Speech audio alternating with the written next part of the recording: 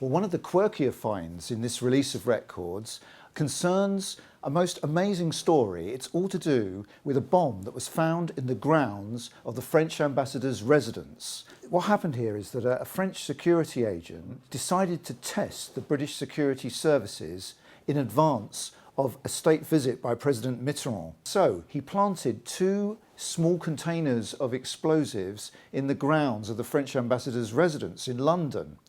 Now, the British police and security service did their sweep of the grounds, and duly they found the explosives and traced them to this French security agent, and found that he had even more explosives actually squirreled away at his hotel room, the Grosvenor Hotel.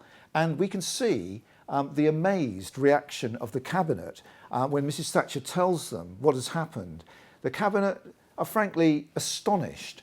Questions were asked in the House, and the whole thing was a major rumpus. There's another rather amusing aspect, actually, which is all to do with Mikhail Gorbachev and his visit to Britain, his first visit to Britain, December 1984.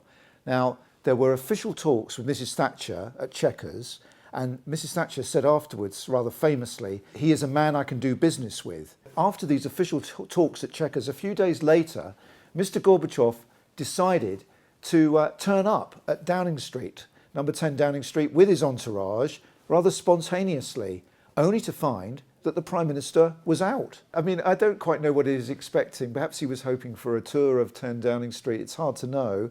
Some people feel that it was a sign of his self-confidence. Another strange thing we learn from the records is the number of times, the frequency that Mrs Thatcher had her hair done. This is one of the facts that emerges from Mrs Thatcher's appointment diaries, which have just been released. Some diligent person has actually counted the number of hair appointments that Mrs Thatcher had in 1984. It comes to 118. So it's an average of about 9.8 hair appointments a month.